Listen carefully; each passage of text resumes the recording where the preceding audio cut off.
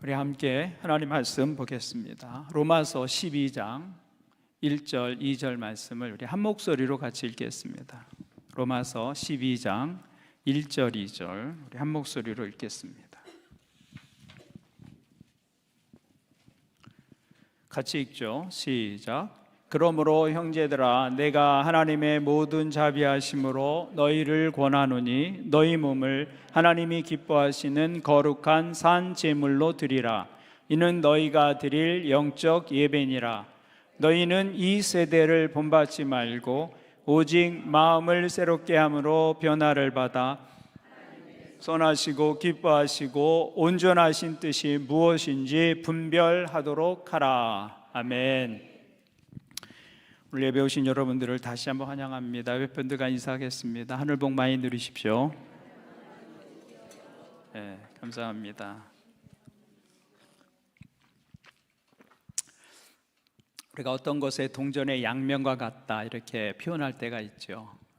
두 사실이 떼려야 뗄 수 없는 관계 속에 있을 때 우리는 동전의 양면과 같다 이렇게 표현을 합니다. 근데 기독교 신앙의 교리와 삶이 마치 동전의 양면과 같습니다. 그것은 분리될 수 없는 것이죠.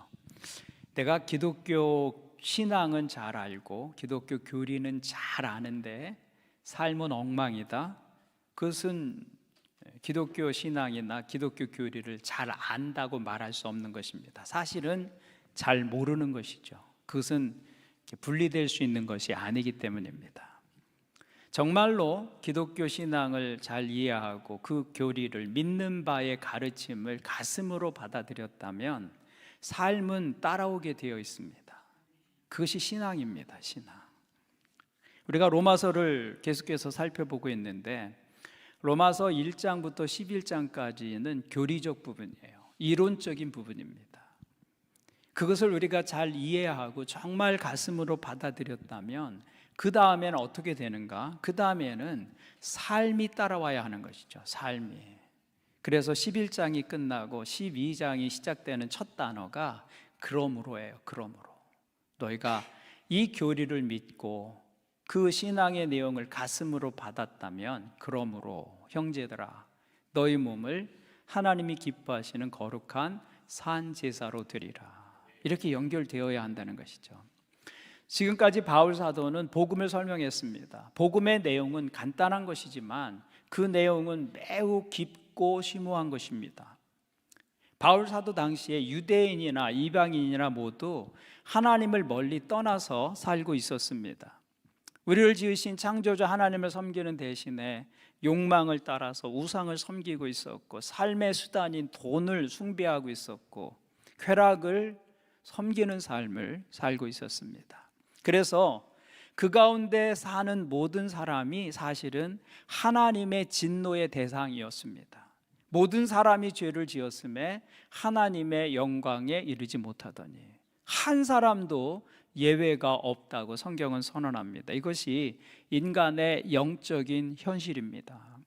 그런데 그렇게 희망이 없던 우리에게 하늘로부터 우리가 기대하지 않았던 은혜가 임하게 된 것이죠. 하늘로부터 주어진 하나님의 의였습니다. 인간의 행동과 인간의 노력으로는 만들어낼 수 없는 의가 하늘로부터 부어진 것이죠.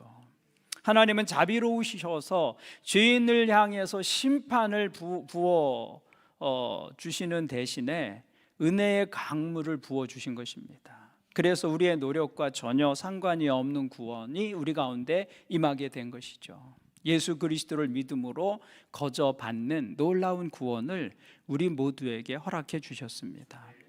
그것이 우리가 받은 구원입니다. 그런데 우리가 받은 그 구원도 정말 감사한 것인데 그 구원은 놀랍게도 안전하고 완벽한 것이었다. 왜 안전하고 완벽한 것이었느냐면 그 구원이 땅에서 난 것이 아니기 때문입니다. 우리가 성취한 것이 아니기 때문에 안전한 것이고 완벽한 것이에요. 우리가 성취한 것 가운데 안전하고 완벽한 것은 없습니다. 언제든 잃어버릴 수 있고 언제든 무너질 수 있는 것이 우리가 성취한 것입니다. 그러나 우리에게 주어진 은은 우리가 성취하고 우리가 이룬 것이 아니에요. 땅의 것이 아니고 하나님께서 마련해 주신 것이었고 하늘로부터 임한 것이었다. 그래서 그 구원은 너무나도 안전하고 완벽한 것이다. 그래서 성경은 이렇게 선언합니다. 누가 우리를 그리스도의 사랑에서 끊으리요? 아무 피조물이라도 우리를 그리스도 예수 안에 있는 하나님의 사랑 안에서 우리를 끊어낼 수 없다고 선언하고 있는 것이죠. 그래서 우리의 구원은 완전한 것이고 완벽한 것이다. 그 이야기가 로마서 1장부터 11장까지의 내용입니다. 그리고 12장은 이렇게 시작하죠. 그러므로 너희 몸으로 거룩한 산 제사를 드리라. 우리가 이렇게 큰 은혜를 경험했고 우리가 기대하지 않았던 구원의 은총을 받았다면 이제 우리에게 구원이 임하였으니 그것이 끝인가? 이제부터 내 마음대로 살아도 되는 것인가? 그럴 수 없다고 말하는 거예요. 만일 누군가가 나는 놀라운 구원의 교리를 이해했고 하늘로부터 주어진 그 의를 받았지만 내 삶에는 아무런 변화가 없다고 말한다면 그 사람은 구원의 교리를 아직 모르는 것입니다. 단지 귀로 들었을 뿐이지 참으로 아는 것은 아니다. 왜냐하면 의의 교리와 선한 삶은 동전의 양면과 같은 것이기 때문에. 그래서 성경은 말씀하는 것입니다. 그러므로 라고 말하는 것이죠. 그러므로 너희 몸을 산 제사로 드리라. 우리가 하늘로부터 내려오는 그 하나님의 의를 선물로 받았고 그 구원의 의미를 정말로 마음으로 이해하고 있다면 이제 우리 어떻게 살아야 하는가? 오늘 말씀은 우리에게 두 가지를 말씀하고 있습니다. 첫 번째는 우리 몸을 통해 헌신하라는 것입니다. 우리 몸을 통해 헌신하라. 우리가 참된 구원을 받았다면 그 구원이 무엇을 통해서 증명되어져야 하느냐면 우리 몸을 통해서 증명되어져야 한다고 말하고 있는 것입니다. 1절을 다시 한번 같이 읽겠습니다. 1절 말씀 같이 읽죠. 시작. 그러므로 형제들아 내가 하나님의 모든 자비하심으로 너희를 권하노니 너희 몸을 하나님이 기뻐하시는 거룩한 산 제물로 드리라. 이는 너희가 드릴 영적 예배니라. 아멘. 이 말씀은 우리가 구원받은 사람이라면 우리의 삶이 어떠해야 하는지를 단적으로 말씀해 주고 있습니다. 한마디로 구원받았다면 하나님이 기뻐하시는 거룩한 산 제사로 너희 몸을 드리라고 말씀하고 있습니다. 그 이유는 우리 몸도 그리스도의 피로 구원받았기 때문입니다. 우리가 믿을 때 영혼이 구원받았습니다. 믿으십니까? 그런데 그 구원은 영혼에만 해당되는 것이 아닙니다. 우리가 구원받을 때 우리의 몸도 구원을 받는 것이죠. 그 사실을 성경은 여러 군데에서 반복해서 말씀하고 있습니다. 고린도전서 6장을 보시면 이렇게 말씀하죠. 너희 몸이 그리스도의 지체인 줄을 알지 못하느냐. 우리 몸이 그리스도의 한 지체라고 말해요. 내가 그리스도의 지체를 가지고 창녀의 지체를 만들겠느냐? 결코 그럴 수 없느니라. 장녀와 합하는 자는 그와 한 몸인 줄을 알지 못하느냐? 일러스되 둘이 한 육체가 된다 하셨나니 주와 합하는 자는 한 영이니라. 음행을 피하라. 사람이 범하는 죄마다 몸 밖에 있거니와 음행하는 자는 자기 몸의 죄를 범하느니라. 너희 몸은 너희가 하나님께로부터 받은 바 너희 가운데 계신 성령의 전인 줄을 알지 못하느냐? 너희는 너희 자신의 것이 아니라. 성경은 우리 몸이 누구의 것이라고 말씀하고 있습니까? 하나님의 것이라고 말합니다. 성령의 전이 되었다고 말씀하고 있습니다. 그 말씀은 곧 우리 몸이 영혼과 함께 구원받았다는 것을 말씀하고 있는 것이죠. 우리가 구원받았다고 할 때 영혼만의 구원으로는 완전한 구원이 되지 못합니다. 우리의 존재가 영혼과 몸으로 구성되어 있기 때문에 몸이 없는 영혼을 생각할 수 없고 영혼이 없는 몸을 생각할 수 없는 것처럼 완전한 구원은 영혼과 함께 몸이 함께 구원을 받는 거예요. 그래서 로마서 8장 11절은 이렇게 말씀합니다. 예수를 죽은 자 가운데서 살리신 이의 영이 너희 안에 거하시면 그리스도 예수를 죽은 자 가운데서 살리신 이가 너희 안에 거하시는 그의 영으로 말미암아 너의 죽을 몸도 살리시느니라. 성경은 영혼의 구원만을 말하고 있지 않아요. 반복해서 몸의 구원도 말씀하고 있는 것이죠. 우리의 몸도 궁극적인 구원의 대상이다. 그래서 영혼뿐만이 아니라 우리의 몸도 구원받는 것이다. 그래서 성경은 구원받은 성도들을 향해서 너희 몸을 구별되게 사용하라고 말씀하고 있는 것이죠. 그것이 우리의 몸으로 사한 제사를 드린다는 말의 의미입니다. 그러면 어떻게 하는 것이 우리의 몸을 사한 제사로 드리는 것이 될까요? 이 몸을 드린다는 말을 설명하기 위해서 로마서 6장에서 이미 우리가 살펴보았는데 아주 중요한 개념을 사용하고 있습니다. 로마서 6장을 보시면 드린다는 것, 우리의 몸을 사한 제사로 드린다는 것이 어떤 것을 의미하는지 이렇게 설명하고 있습니다. 6장 12절, 13절을 보시면 그러므로 너희는 죄가 너희 죽을 몸을 지배하지 못하게 하여 몸의 사욕에 순종하지 말고. 그러니까 우리 몸을 사한 제사로 하나님께 드린다는 것은 죄가 우리의 몸을 지배하도록 허락하지 않는 거예요. 그리고 우리 안에 있는 정욕이 우리 안에서 발동할 때 그 사욕에 순종하지 않는 것이다 라고 말씀하고 있는 것이죠. 우리가 구원을 받았습니다. 그 구원은 영혼뿐만이 아니라 우리 몸을 포함하는 완전한 구원인 것이죠. 그런데 몸은 아직도 연약한 가운데 있어요. 아직도 죄의 영향력 아래 몸이 존재합니다. 그래서 몸은 두 방향으로 사용될 수 있어요. 구원받았음에도 불구하고. 이게 몸의 딜레마예요. 몸의 딜레마. 영혼은 이미 하나님께 구원받았는데 그 영혼의 집으로, 영혼의 도구로 사용되어지는 몸은 아직도 연약해요. 그래서 우리의 존재가, 우리의 몸이 아직도 두 방향으로 사용될 수 있는 딜레마 속에 있다 그 말이에요. 모순 속에 있다 그것이죠. 이 몸이 그래서 의를 위해서 사용될 수도 있고 죄를 위해서도 사용될 수 있다. 로마서는 우리가 몸을 들여 사한 제사의 삶을 사는 것을 설명하기 위해서 먼저 우리가 죄에게 몸을 드리지 말라는 부정적인 부분을 먼저 설명합니다. 죄에게 우리 몸을 내어준다는 말이 무슨 뜻일까요? 쉽게 이야기하면 죄가 우리 몸을 지배하도록 그냥 내버려 두는 것입니다. 타락한 내 본성의 욕구가 내 몸을 사용하려고 할 때 거기에 협력하는 거예요. 내가 그걸 제지하지 않는 거예요. 거기에 내 몸과 기회를 내어주는 것입니다. 마음에 욕심이 생기면 내 몸이 그 욕심을 따라 행할 수 있도록 브레이크를 걸지 않아요. 안 돼라고 말하지 않아요. 가만히 내버려 두는 것입니다. 그래서 화가 나면 욕을 뱉고 상처를 주고 복수하고 그렇게 하도록 내버려 두는 것입니다. 육체가 쾌락을 요구하면 그 쾌락에 육체를 무방비로 내어주는 것이죠. 우리 몸을 그렇게 죄에게 내어줄 수 있다 그 말이에요. 그러면 반대로 하나님께 우리 몸을 드린다는 것은 무슨 의미입니까? 그것은 우리 몸을 하나님께서 쓰시도록 의의 도구로 내어드리는 것입니다. 내 안에 계신 성령님의 음성에 귀 기울이고 성령님의 음성을 따라서 순종하며 살아가는 것, 그래서 하나님의 의를 위한 도구로 내 몸이 사용되게 하는 것, 그렇게 사는 것이 우리의 몸이 거룩한 산 제물이 되게 하는 것이다.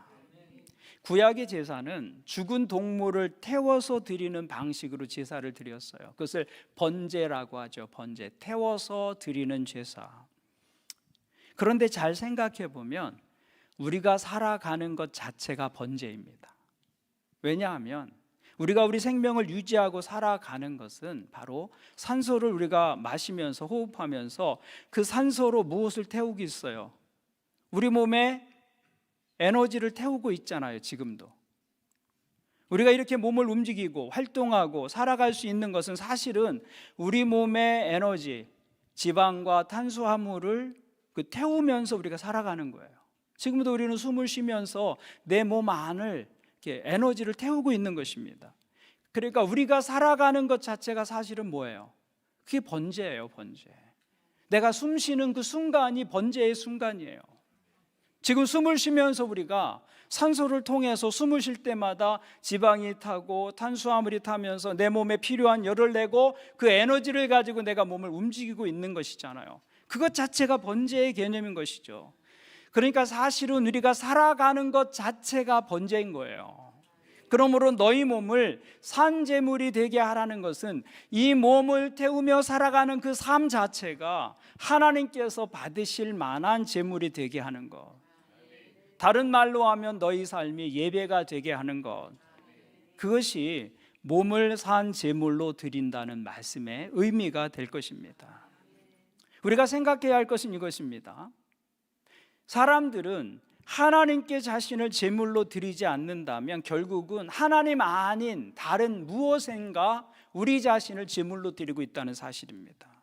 많은 사람들이 오늘 하루 돈을 벌며 살았을 것입니다. 그 돈을 버는 일에 나를 번제로 드리고 있는 거예요. 그렇지 않겠습니까? 내가 숨쉬며 살아가는 것 자체가 내 몸을 태우면서 살아가고 있는 것인데 돈을 벌기 위해서 우리의 몸을 태우고 있는 것이죠. 그 돈을 버는 일에 나 자신을 번제로 드리고 있는 것입니다.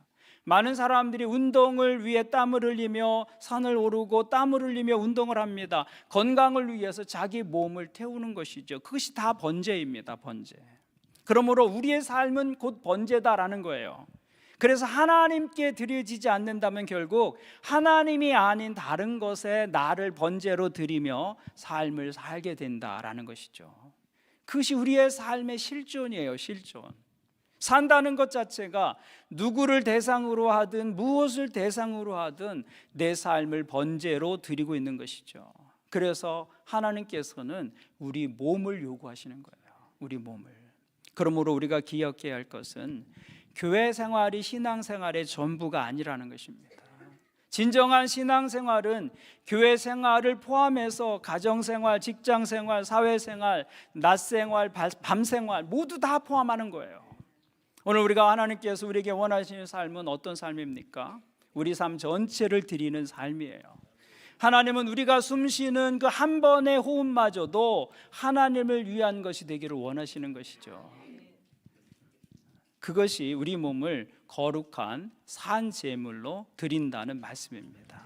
그래서 정말 우리가 하나님의 은혜를 안다면 우리가 어떻게 살아야 하는가, 이 몸을 가지고 이 육체의 타락한 본성이 이끄는 대로 살지 말고 그것에는 브레이크를 걸어야죠. 안 된다고 말하고 날마다 이 몸으로 무엇을 해야 하는 거예요? 하나님 앞에 우리 몸을 내어드리는 것, 우리의 몸을 의의 도구로 내어드리는 것, 하나님께서 그토록 원하시는 영혼을 구원하는 일에 우리의 몸을 내어드리고 내 삶의 기회를 내어드리는 것, 또 그리스도의 몸인 교회를 위해서 우리의 시간과 우리의 열정을 내어드리는 것, 주변에 어려운 사람들을 눈에 보게 하셨을 때 그 기회를 놓치지 않고 내 몸을 거기에 내어주는 것, 가정생활을 할 때 아내나 남편으로서 혹은 자녀로서 내 역할을 최선을 다해서 감당하는 것, 이런 것들이 마땅히 드려야 할 몸으로 드리는 예배의 모습이다라는 것입니다. 하나님의 은혜를 안다면 그 은혜에 합당한 삶을 살아야 할 때다라고 말씀하고 있는 것이죠. 여러분의 몸을 너무 아끼지 마시기를 바랍니다. 왜냐하면 우리의 몸은 도구이기 때문이에요. 도구. 쓰라고 주신 것입니다. 이 몸을 하나님을 위해서 또 교회를 위해서 여러분의 가정을 위해서 더 귀하게 사용하시는 여러분들 되시기를 주님의 이름으로 권면을 드립니다. 두 번째로 우리가 우리 몸을 산제사로 드리기 위해서 우리가 무엇을 해야 하는가? 오늘 말씀은 이렇게 말씀합니다. 2절을 보겠습니다. 2절 같이 한번 읽죠. 2절 말씀 시작. 너희는 이 세대를 본받지 말고 오직 마음을 새롭게 함으로 변화를 받아 하나님의 선하시고 기뻐하시고 온전하신 뜻이 무엇인지 분별하도록 하라. 아멘. 우리 몸을 거룩한 산 제사로 드리기 위해서 우리에게 필요한 것은 마음의 변화다라고 말씀해요. 왜냐하면 몸은 마음을 반영하는 것이기 때문에 그래요. 그래서 중요한 것은 마음에서부터의 변화예요. 하나님을 향한 진정한 헌신도 어디서부터 출발하냐면 마음에서부터 출발해요. 죄가 어디서부터 출발하냐면 마음에서부터 죄가 출발합니다. 그래서 우리가 마음을 잘 다스릴 필요가 있는 것이죠. 그래서 이 마음의 변화로부터 진정한 산 제사가 시작된다라고 말씀합니다. 그럼 어떻게 우리의 마음의 변화를 일으킬 수 있는가? 하나님 오늘 말씀 속에서 구체적으로 이렇게 말씀하십니다. 너희는 이 세대를 본받지 말고, 이 세대를 본받지 말고, 본받는다는 말은 틀을 말하는 거예요. 본을 뜬다는 말이에요. 본을 뜬다. 그러니까 너희는 이 세대의 풍조를 본뜨지 말고, 이런 뜻입니다. 여러분, 주물을 만들 때 먼저 틀을 만들죠. 그리고 그 틀에 샘물을 부어서 주물의 모양을 만들어냅니다. 근데 이 시대의 풍조를 본받지 말라, 그것이 세상이 어떤 틀을 가지고 있다는 거예요. 그 틀에 너희 자신을 이렇게 밀어넣지 말라는 거예요. 세상을 그렇게 살지 말라는 것입니다. 이 말씀에 의하면 세상은 틀을 가지고 있는데 그 틀이 잘못됐다는 거예요. 여러분, 세상에는 삶을 해석하는 잘못된 틀이 있습니다. 예를 들면 세상은 성공을 소유로 해석하려는 잘못된 틀을 가지고 있어요. 그 사람 성공했어 그러면 여러분 뭘 생각하세요? 그 사람 성공했어 그러면 제일 먼저 연상되는 게 어떤 단어입니까? 부자인가? 그게 세상이 갖고 있는 틀이에요. 그 틀에 우리 자신을 밀어넣지 말라는 거예요. 성공이라고 하는 것이 세상의 틀로는 소유로 해석되는 거예요. 자녀 교육하면 그 사람 자녀 교육에 성공했어 그러면 뭐부터 여러분 연상되세요? 좋은 대학을 갔나? 이게 먼저 연상이 되는 것이잖아요. 그게 어떤 틀이라는 거예요? 세상이 가진 틀이라는 거예요. 세상이 가진 틀. 세상을 본받지 말라라는 말은 그 틀에 너희 자신을 밀어넣지 말라는 거예요. 그 틀에 너희 자녀들을 밀어넣지 말라, 그 얘기예요. 성경이 말하는 성공은 부와는 상관이 없어요. 하나님의 관계 속에서 그가 어떻게 살아가는가, 그 관계에서 성공하고 있느냐, 그것을 말씀하고 있는 것이죠. 자녀 교육을 잘했다는 것이 좋은 대학을 보냈다는 말이 아니라 성경 속에서는 그가 하나님을 사랑하고 사람들을 사랑하는 아이로 자라고 있느냐, 그게 자녀 교육을 잘하고 있는 것이죠. 다른 틀을 우리가 가지고 있는 거예요. 근데 세상의 틀 속에 우리 자신을 밀어넣으려고 한다는 것이죠. 그것이 우리의 몸을 불의의 병기로 내어 드리는 것이 되는 것이죠. 그 틀에 자기 인생을 밀어넣으면 더 중요한 것들을 잃어버리게 됩니다. 그래서 구원받은 사람들은 자기의 삶을 그 틀에 밀어넣지 말고 다르게 살아야 한다라는 것을 말씀하고 있는 것이죠. 그럼 어떻게 이 세대를 본받지 않을 수 있는가? 2절을 다시 한번 보겠습니다. 2절 말씀 같이 보죠. 시작. 너희는 이 세대를 본받지 말고 오직 마음을 새롭게 함으로 변화를 받아 하나님의 선하시고 기뻐하시고 온전하신 뜻이 무엇인지 분별하도록 하라. 아멘. 오직 마음을 새롭게 함으로 변화를 받아. 세대를 본받지 않기 위해서는, 세대가 이 세상에 갖고 있는 잘못된 틀에 우리 자신을 밀어넣지 않기 위해서는 마음의 변화를 받아야 한다. 그런데 여기에 마음의 변화를 받는다는 말은 수동태예요. 수동태. 이것은 내가 마음을 변화시키는 주체가 아니라는 거예요. 마음을 변화시키는 주체는 누구예요? 하나님이시라는 거예요. 하나님이시라. 우리 안에 계시는 성령님을 통해서 하나님께서 하시는 것입니다. 그 변화는 하나님께서 시작하시는 것이다. 그래서 우리가 그리스도 안에 있으면 우리는 무엇이라고 말하는 거예요? 새로운 피조물이라고 말하는 것이죠. 변화된 존재다. 그래서 마음의 변화가 불가능하지 않아요. 사람 바뀌지 않는다 그러는데, 그러나 하나님께서 시작하시면 사람이 바뀔 수 있는 것이죠. 하나님께서 어느 날 내 삶에 개입하시면 내 삶에서 멈출 수 없었던 어떤 일을 멈출 수 있게 됩니다. 하고 싶지 않았던 그 일을 어떤 때부터 하나님이 개입하시면 할 수 있는 일이 돼요. 용서할 수 없는 사람을 용서할 수 있게도 되고, 하나님께서 우리의 마음을 변화시켜 주시기 때문입니다. 하나님께로부터 그 변화가 시작되는 것이죠. 그러나 하나님께서 하신다고 해서 우리의 책임이 전혀 없는 것은 아닙니다. 성경은 우리의 책임도 강조합니다. 우리의 마음은 단 한 번의 영적 경험이나 결심으로 완전히 변할 수 없는 것이기 때문에 날마다 돌아보고 노력해야 하는 것이죠. 날마다 성령님의 음성에 귀 기울이고 순종하는 삶이 필요합니다. 그렇지 않으면 우리의 마음은 금세 이전의 모습으로 다시 돌아가기 시작합니다. 우리가 사는 공간에는 가만히 두어도 먼지가 쌓입니다. 누가 와서 제 방에 먼지를 쏟아 붓는 것도 아닌데 시간이 지나면 먼지가 쌓여 있어요. 그래서 자주 청소해 주어야 합니다. 여러분 중에 여러분 집을 1년에 한두 번 청소하는 분은 없을 것입니다. 우리가 사는 집은 일주일에 두세 번은 청소하잖아요. 그래야 깨끗함을 유지할 수 있습니다. 근데 놀랍게도 자기 마음은 전혀 청소하지 않은 채 매일을 살아가는 사람이 의외로 많습니다. 그러면 안 된다는 것이죠.